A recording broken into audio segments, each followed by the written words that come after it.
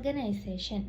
Stoner, Freeman, and Glippert described that at an organization, two or more people work together in a structured way to achieve a specific goal or set of goals. Stoner, Freeman and Gilbert പറയുന്നത് organisation എന്ന് പറയുന്നത് രണ്ടിൽ കൂടുതൽ ആളുകൾ ഒരുമിച്ച് ഓർഗനൈസേഷൻ്റെ goal achieve ചെയ്യാൻ വേണ്ടിയിട്ട് structured ആയിട്ട് വർക്ക് ചെയ്യുന്നു. Robbins' definition. Robbins describes an organization as a consciously coordinated social entity with a relatively identifiable boundary that function on a relative continuous basis to achieve a common goal or a set of goals. Robbins ഓർഗനൈസേഷനെ define ചെയ്യുന്നത് ഒരു ഓർഗനൈസേഷനിൽ work ചെയ്യുന്നവർ coordinated ആയിട്ടാണ് work ചെയ്യുന്നത്. അവർക്ക് ഫ്ലെക്സിബിളായി work ചെയ്യാനൊരു space ഉണ്ട്, അതിൻ്റെ ബൗണ്ടറീസ് ഉണ്ട്. ആ ബൗണ്ടറീസിൻ്റെ ഉള്ളിൽ വെച്ചാണ് അവർ വർക്ക് ചെയ്യുന്നത്. നെക്സ്റ്റ് ടോപ്പിക്കാണ് some important skill and traits of employees. അതിൽ first one integrative values. Integrative values ability to generate faith and trust. Integrative values എന്ന് പറയുന്നത് ഒരു ഓർഗനൈസേഷൻ്റെ മേലിൽ വിശ്വാസം ഉണ്ടാക്കിയെടുക്കുക, ട്രസ്റ്റ് ക്രിയേറ്റ് ചെയ്തെടുക്കുക. ഇതിലുള്ള സ്കില്ല് അവിടുത്തെ വർക്ക് ചെയ്യുന്ന എംപ്ലോയീസിന് ഉണ്ടായിരിക്കണം. നെക്സ്റ്റ് പോയിൻ്റാണ് ഓർഗനൈസിങ് എബിലിറ്റി. ഓർഗനൈസിങ് എബിലിറ്റി എന്ന് പറഞ്ഞാൽ ഇതിന് മീൻ ചെയ്യുന്നത് കാര്യങ്ങൾ ഓർഗനൈസ് ചെയ്യാനുള്ള ഒരു എബിലിറ്റി ഉണ്ടാവണം എംപ്ലോയീസിന്. നെക്സ്റ്റ് പോയിൻ്റാണ് എബിലിറ്റി ടു സീ ഫർദർ. ഇതിൽ ഫ്യൂച്ചറിലെ കാര്യങ്ങൾ മുൻകൂട്ടി കണ്ട് അത് മുൻകൂട്ടി ചെയ്യാനുള്ള ഒരു കഴിവ് ഉണ്ടായിരിക്കണം. പോയിൻ്റാണ് ability to put adequate effort. ഇതിൽ മീൻ ചെയ്യുന്നത് ഓർഗനൈസേഷൻ്റെ വർക്കിനനുസരിച്ച് എഫേർട്ട് ഇടാനുള്ള ഒരു കഴിവ് ഉണ്ടാവണം. Next point up to date skill to perform ever change natural of task. ഇതിൽ മീൻ ചെയ്യുന്നത് ഫ്യൂച്ചറിൽ പല ചേഞ്ചും ഉണ്ടാകും, മാറ്റങ്ങളെ അക്സെപ്റ്റ് ചെയ്ത് എല്ലാത്തിനെ പറ്റിയിട്ടുള്ള അപ്ഡേറ്റഡ് ആയിക്കൊണ്ട് വർക്ക് ചെയ്യാൻ. Skills to establish effective human relations with insiders and outsiders. ഇതിൽ മീൻ ചെയ്യുന്നത് ഹ്യൂമൻ ബീയിങ്സ് വർക്ക് ചെയ്യുന്ന അവിടെ ഹ്യൂമൻ റിലേഷൻ മെയിൻറ്റെയിൻ ചെയ്തേണ്ടതായിട്ടുണ്ട്, അതിനുള്ള സ്കില്ല് ഉണ്ടായിരിക്കണം. Ability to generate adequate resources. ഓർഗനൈസേഷൻ്റെ റിസോഴ്സസ് ജനറേറ്റ് ചെയ്യാനുള്ള ഒരു സ്കില്ല് ഉണ്ടാവണം. Management. Koontz defines management as the art of getting things done through and with people in formally organised group. Koontz മാനേജ്മെൻറ്റിനെ define ചെയ്യുന്നത് ഒരു organised ആയിട്ടുള്ള formal ആയിട്ടുള്ള ഒരു ഗ്രൂപ്പിൽ മറ്റുള്ളവരെ കൊണ്ട് നമ്മുടെ ആക്ടിവിറ്റീസും വർക്കും ചെയ്തെടുക്കുക. മാനേജ്മെൻറ്റിലൂടെയാണ് പ്ലാൻ ചെയ്യുന്നതും ഓർഗനൈസ് ചെയ്യുന്നതും കോർഡിനേറ്റ് ചെയ്യുന്നത്, അവരെ ലീഡ് ചെയ്യുന്നതും. Different level of management. There are 3 levels of management such as top level management, middle level management, lower level management.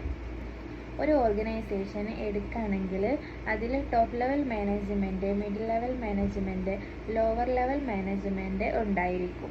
Top level മാനേജ്മെൻറ്റിന് കൺസിസ്റ്റ് ചെയ്യുന്നത് board of directors, chairperson, managing director, general managers, marketing, finance and human resource management.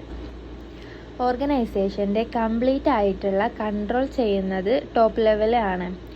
അതിൽ planning, organising, controlling എന്നിവയെല്ലാം top level management ആണ് ചെയ്യുന്നത്. Top ലെവലിൽ management ചെയ്യുന്ന task എന്ന് പറയുന്നത് ഷെയർ ഹോൾഡേഴ്സിൻ്റെ വാല്യൂ എൻഹാൻസ് ചെയ്യുക, അതിന് വേണ്ട കാര്യങ്ങൾ ചെയ്യാം.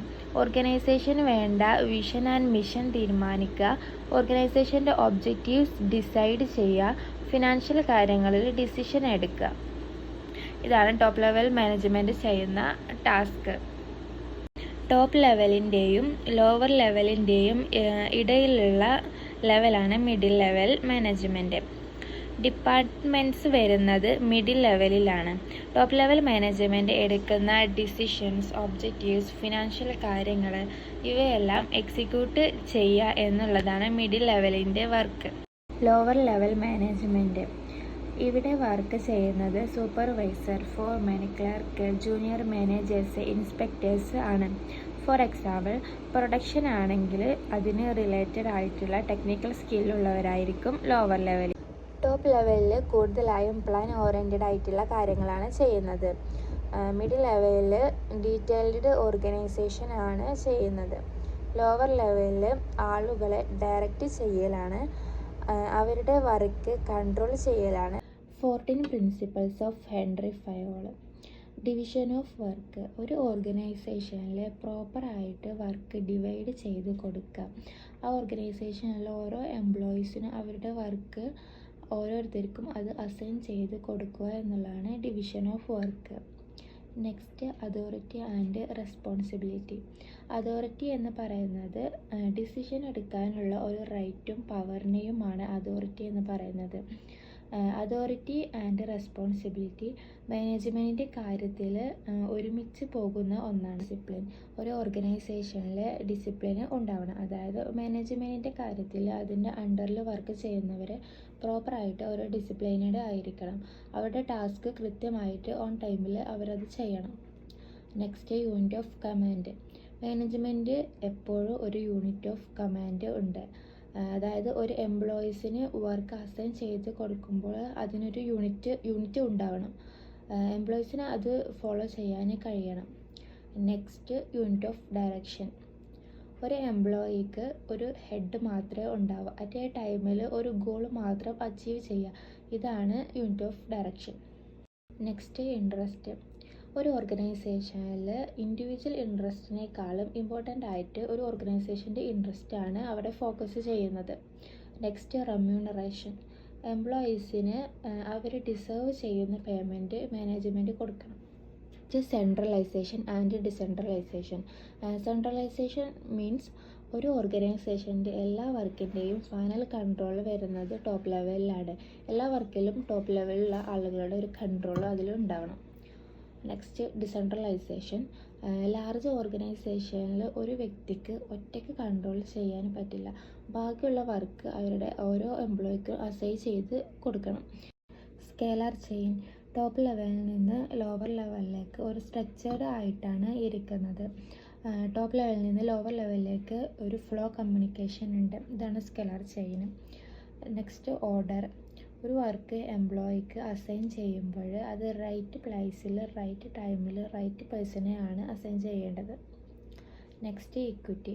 എല്ലാവരെയും ഈക്വൽ ആയിട്ട് ട്രീറ്റ് ചെയ്യുക, എല്ലാവരെയും ഒരുപോലെ കാണാം. Stability of turner. എംപ്ലോയീസിന് ഒരു ഏരിയയിൽ തന്നെ സ്റ്റെബിൾ ആയിരിക്കാം. ഇത് വർക്ക് ക്വാളിറ്റി അവരെ ഇമ്പ്രൂവ് ആക്കും. Next, initiative. എംപ്ലോയീസിനെ ഡിസിഷൻ എടുക്കാനും അത് കമ്മ്യൂണിക്കേറ്റ് ചെയ്യാനുമുള്ള ഒരു സ്പേസ് കൊടുക്കും. Esprit de corps. എല്ലാവരും ഇടയിൽ ഒരു ടീം സ്പിരിറ്റ് ഉണ്ടാവും. എല്ലാവരും ഒരുമിച്ച് വർക്ക് ചെയ്യാം.